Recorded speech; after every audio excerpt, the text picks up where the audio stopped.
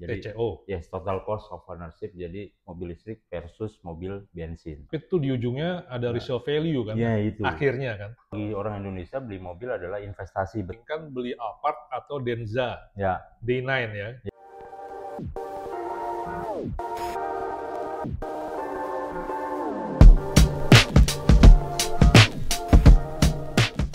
Halo, apa kabar semuanya? Ketemu lagi dengan kami di Ngegas Otomotif.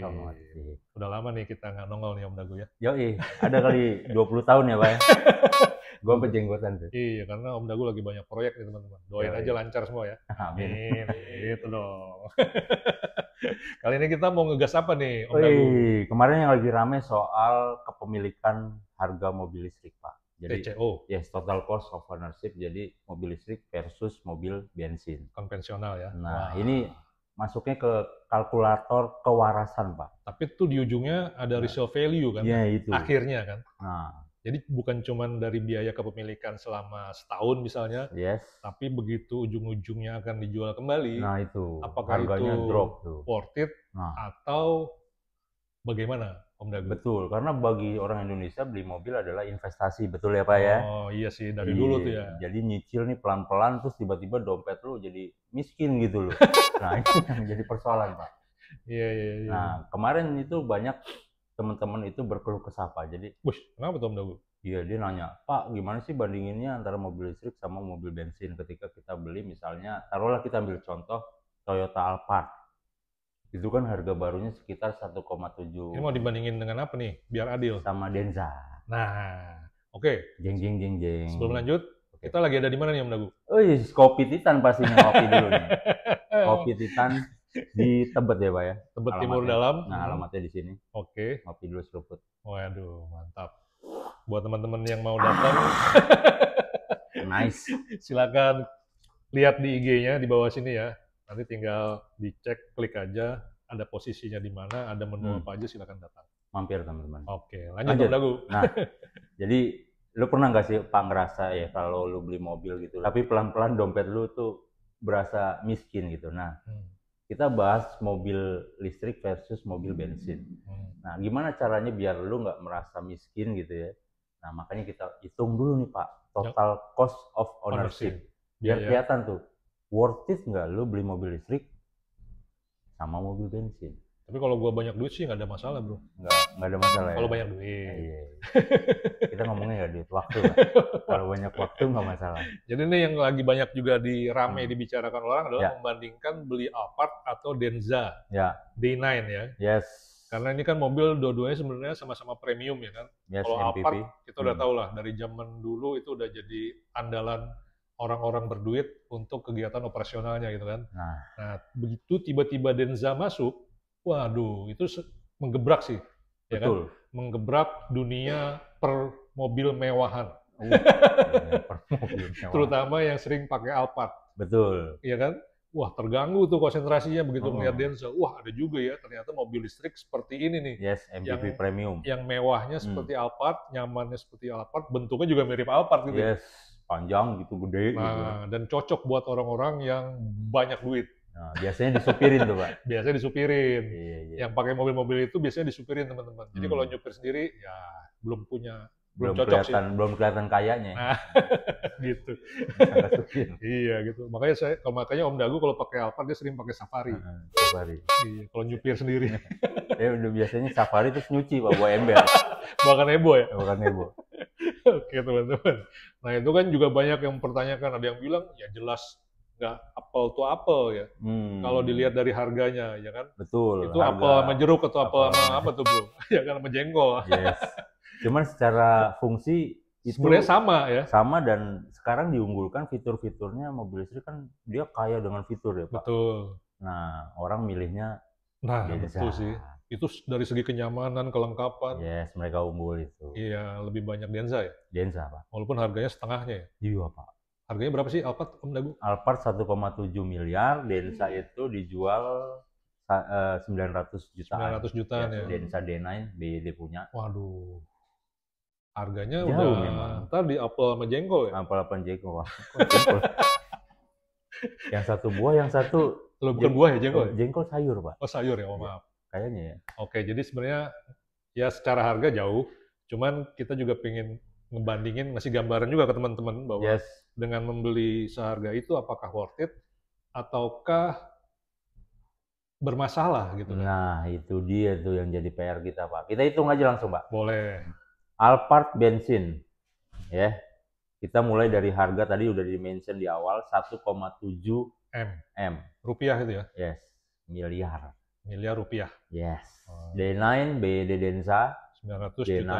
itu 900 jutaan. Jadi jauh memang. Nah, yang perlu ditarik yang perlu digarisbawahi, Pak, BYD Denza D9 itu punya insentif mobil listrik. Jadi cuma bayar pajak PPNBM 1%. Oke. Pajak. Berarti itu udah yang membuat dia unggul jauh lebih murah ya? Dari awal, udah diskon 100 jutaan tuh. Karena mobil listrik itu banyak dapat insentif kan dari pemerintah. Oke, terus? Ya, dari situ udah kelihatan tuh, udah dapat insentif duluan nih barang nih ya kan. Nah, lanjut kita hitung. Ini bukan Alphard hybrid ya? Alphard hybrid, Pak. Oh, yang ini hybrid ya? Oke. Kan dapat juga sekarang? Yes, sekarang dapat 3%. Tapi kalau dibandingin yang Denza D9, jauh lah ya. Itu kan 1% doang dia, Pak. Oke. Jadi udah dapat diskon duluan di awal dua-duanya. Cuman gedean diskonnya si Denza D9. Denza D9. Oke, lanjut. Misalnya dia jalan setiap hari 100 km. 100 km, monggo dilanjut kita hitung. Berarti untuk Alphard bensin konsumsi BBM-nya per 100.000 per 100 km itu 1:9. Anggap aja 1:9, ya kan rata-rata. Berarti dia setiap 100 km itu dia menghabiskan bahan bakar 11,1.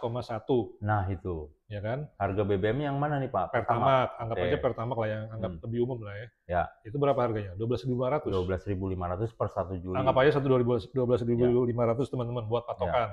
Itu kalau dikali berarti sehari 138.000 rupiah buat bahan bakarnya. Itu ya gimana kan? Tadi 100 kan km? 100 km per hari dibagi 9. Karena dia kan 1,9. Ya. Baru hasilnya dikali dengan harga BBM-nya. 12.500. Ya, dapatnya 138.000. Yes.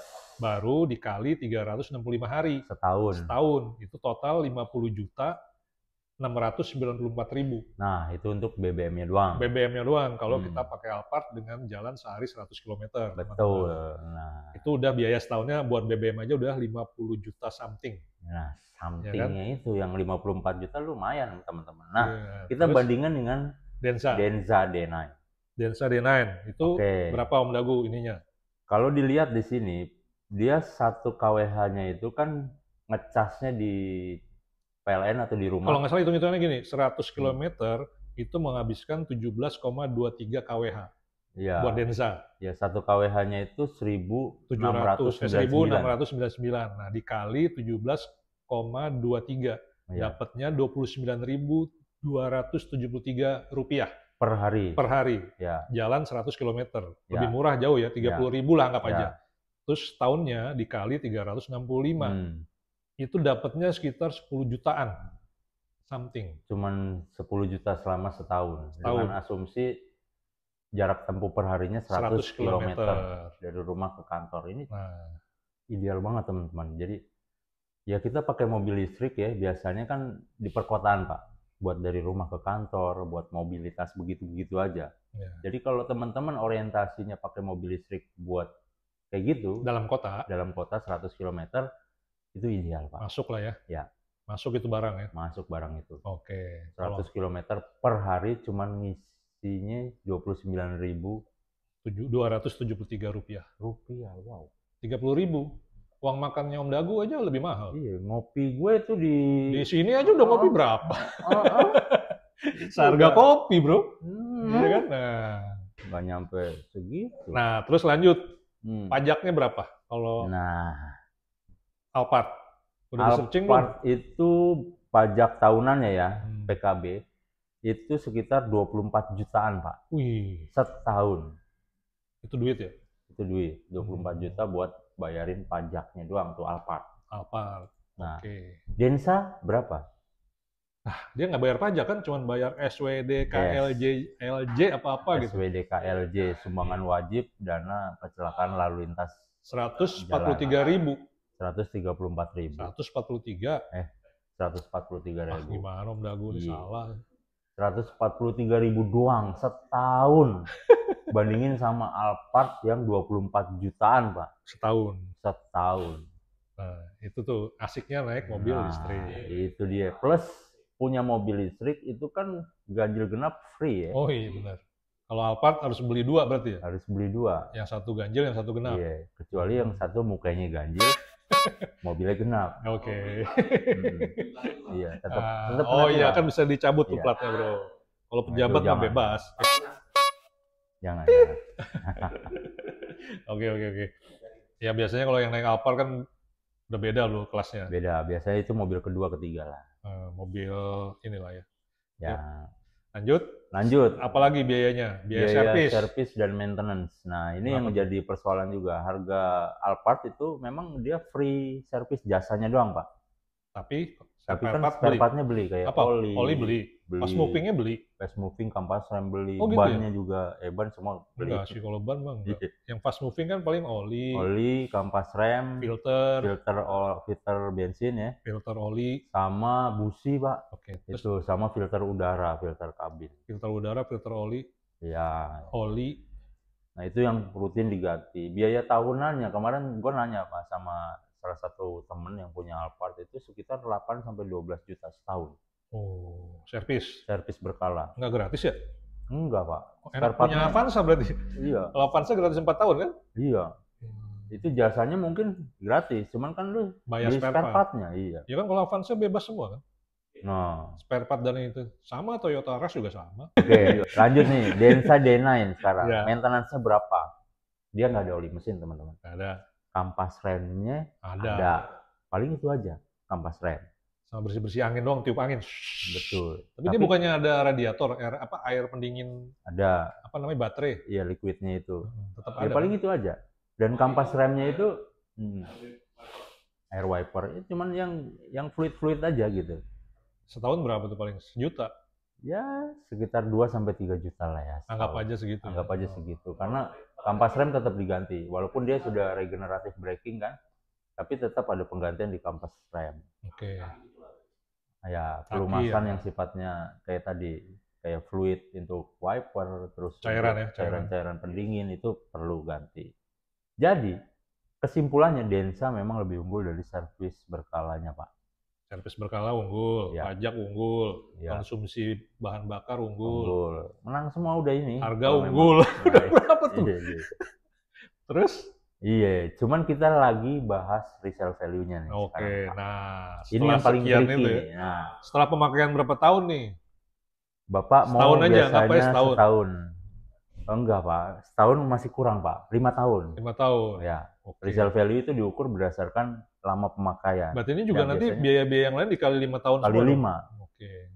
Nah, ini memang agak tricky. Alphard itu udah terbukti secara resale value karena dia mereknya mapan ya, Pak. Oke. Udah dikenal, populasinya banyak sehingga harga jual kembalinya udah terbentuk tuh, Pak. Turun. Udah terbentuk, udah jadi tuh barang. Nggak turun juga ya? Depresiasinya itu sekitar 10 sampai 25% kalau kata pedagang ya. 10 sampai 25% per tahun, kemudian di tahun berikutnya 10. Oh, oke. Berarti tahun pertama 10 sampai 25%. Tergantung kondisi barang ya. Begitu sudah 2 tahun, itu pasti 10%. Itu juga tergantung kondisi kan? Tergantung kondisi. Nah, kemarin gua ngobrol sama pedagang, itu di 5 tahun depresiasinya berapa? Kita totalin aja. Berapa? Itu sekitar 35%. 35%? Ya. Berapa tuh jadinya? Kali 1,7 M? Ya. Berapa, Bro? Ada nggak? Jadi misalnya dia 1,7 dikali 35% selama 5 tahun pemakaian. 738.500.000, berarti 1 M, Bro, sisanya. Ya. Ini Alphard kan? Alphard. Nah, sekitar 700 jutaan lah. Yes. Turunnya. Lalu bagaimana dengan Denza? Apakah Denza resale value-nya? Wah, ini mah 50% apa 60%? Nah, itu yang jadi PR, Pak. 5 tahun dia belum ada kan 5 tahun umurnya? Belum. Jadi jangankan ngomong 5 tahun. Jadi setahun aja depresiasinya itu udah drop. 30%. Nah, kalau kata pedagang itu di tahun pertama 30%, Pak, dropnya. Langsung. Dari 900 juta jadi sekitar 600-an something. Yes. Kenapa bisa begitu? Karena mobil Cina ini kan belum settle Pak di pasar mobil bekas dan populasinya juga belum banyak. Sehingga orang tuh ngasih harga ya sesuka-sukanya gitu loh. Jatuh sekalian. Nah, barunya, bekasnya, resale value di pasar mobil bekas itu segitunya. Belum terbentuk lah ya belum pasarnya. Terbentuk.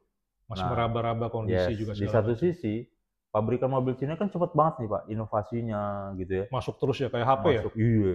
Jangankan tahun, hitungan bulan teman-teman. Udah dia varian baru, harganya lebih murah, tapi range-nya, jarak tempuhnya lebih panjang. Itu sih PR banget. Itu memukul harga jual kembalinya Pak. Iya. Nah, harga barunya juga kan kadang-kadang itu bro, apa sih namanya?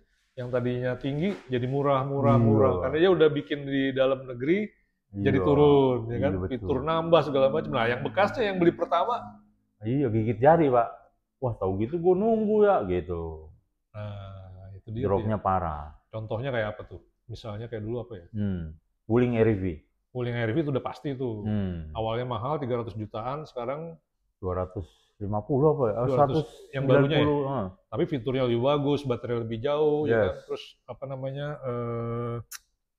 Promonya macam-macam, garansinya juga lebih panjang. Nah, tapi harganya yang tadinya awal beli 300 sekarang jadi 250, barunya ya 250 ribu jutaan. Tapi banyak juga yang stok lama. Iya Pak. Nah, stok lamanya itu dijualnya juga murah-murah. 190-an. Nah, itu yang mengganggu harga mobil bekasnya ya kan. Betul Pak.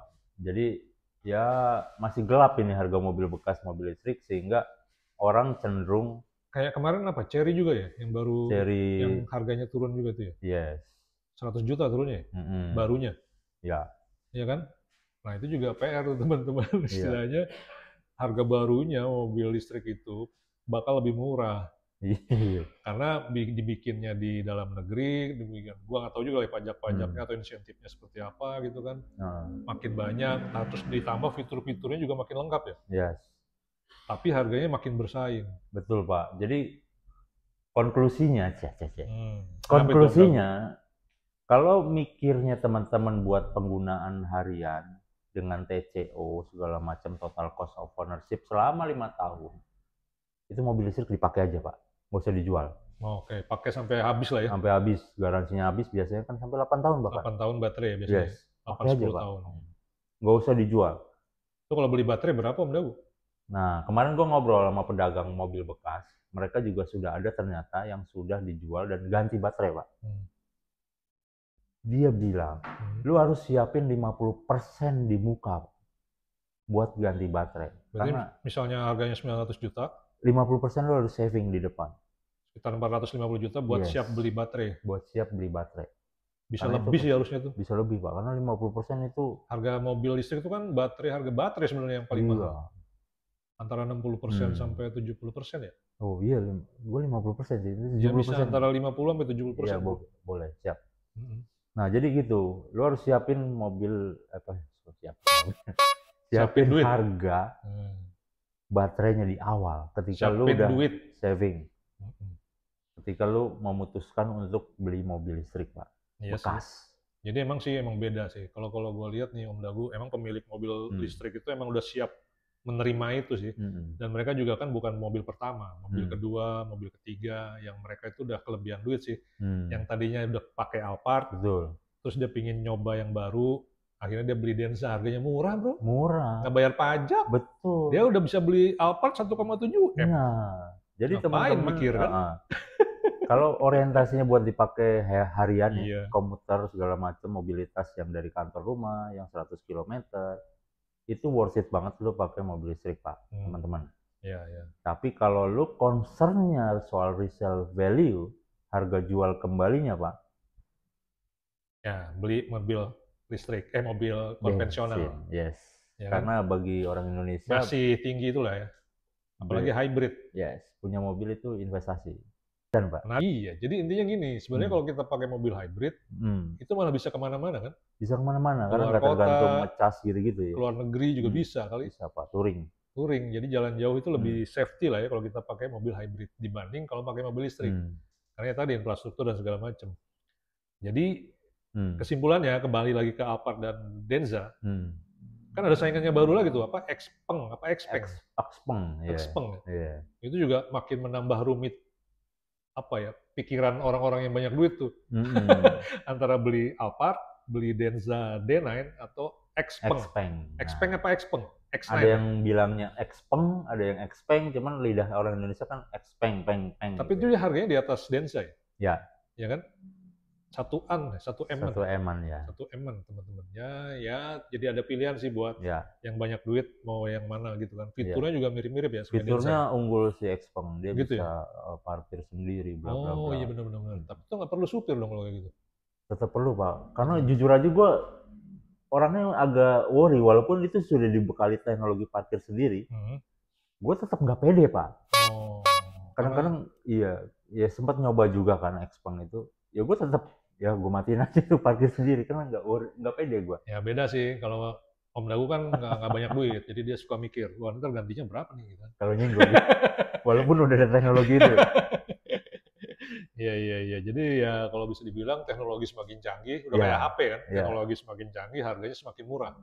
Betul. Lama-lama akan jadi fenomena smartphoneisasi, Pak. Cuman jadi PR juga kalau teknologinya itu semakin cepat berganti dan semakin cepat bertumbuh. Itu nanti sama kayak apa itu? Udah apa ya istilahnya? Nggak tahunan tapi bulanan ganti ya pusing juga beli mobil tiap bulan ganti. Orang jadi nunggu, ntar aja nunggu yang baru gitu. Tapi buat teman-teman akan lebih suka mobil listrik atau mobil bensin? Silakan komentar di kolom tulis komentar. Di kolom komentar. Jadi, alasannya kenapa? Itu sih di luar infrastruktur ya. Ya gitu. Mungkin dengan ke depan ya, dengan populasi yang makin banyak mobil listrik, mungkin value harga jual kembalinya akan lebih bagus. Mungkin. Karena ini belum ada pembuktian sih sebenarnya Om Dagu. Umurnya kan masih di bawah 10 tahun semua. Ya. Jadi kita belum tahu nih, sebenarnya kalau dia umurnya sudah 10 tahun, apakah dia akan baik-baik saja? Apakah kita akan keluar duit lebih banyak untuk beli baterai atau servis dan sebagainya? Atau ternyata nggak perlu keluar duit, ternyata umurnya panjang sampai 20 tahun, 30 tahun. Nah, itu kita nggak tahu kan? Belum ketahuan itu. Nah, di Cina sendiri aja kan kemarin sempat heboh tuh. Nggak tahu ya, ini beredar di sosmed sih, bahwa mobil-mobil listrik di sana juga banyak yang, apa ya, istilahnya setelah 10 tahun bermasalah, ya kan? Terus juga ada yang kebakaran, baterainya atau apa. Terus juga banyak juga yang katanya nggak laku, karena orang di sana sudah pada sadar, pakai mobil listrik tuh nggak ada gunanya gitu kan. Nah, tapi itu kan gosip, kita nggak tahu. Karena kita belum mengalami sendiri. Gitu. Ya kan? Itu sih. Karena secara teknologi memang akan terus berkembang. Baterai aja mungkin yang tadinya segede gaban, bisa jadi segede semut, gitu kan. Kita nggak tahu. Iya kan? Iya. Kira-kira seperti itu sih. Memang harus dipertimbangkan secara matang sih, Pak, ketika kita beli saat mobil. ini. Ya, orang Indonesia beli mobil adalah investasi. Jadi penting juga untuk menghitung. Kalau buat yang mobil pertama, perlu dipikirkan panjang lebar. Kalau yang sudah punya mobil pertama dan pengen nyobain, ya silakan aja. Betul. Jangan beranggapan keren di muka, Pak. Keren dulu di awal, nanti belakangannya pusing gitu. Ini kan kita belum ngomongin skema kredit. Emang pada belinya kredit ya? Ya rata-rata, Pak. Mayoritas pembeli mobil di Indonesia tuh kredit. Makanya lembaga finansial. Tapi mobil premium juga pada kredit emang? Iya, Pak. Oh ya? Buat muterin duit, Pak. Bisnis, Pak. Oh. Bukannya mereka dibeliin ya? Nah, itu dia. Dibeliin sama siapa ya? Money laundry. Waduh. Money laundry. Lagi tren, teman-teman. Oke. Ya, paling gitu ya. Ya. Ulasan kita kali ini tentang total cost of ownership, membandingkan antara mobil berbahan bakar konvensional dengan bahan bakar listrik. Buat gambarannya teman-teman, ini bisa juga nanti diterapkan ke mobil-mobil lainnya. Tadi kayak misalnya Frong dengan apa yang harganya selevelan, bisa BYD Auto 3, ya kan? Atau apalah, nanti tinggal teman-teman bandingkan lah tuh secara value-nya, secara angkanya. Tinggal nanti teman-teman pilih mau ambil yang mana. Kira-kira segitu aja dulu ya. Betul. Terima kasih teman-teman. Siap, jangan sampai lupa ketemu lagi. Like, sehat-sehat, komen, dan share. Mantap.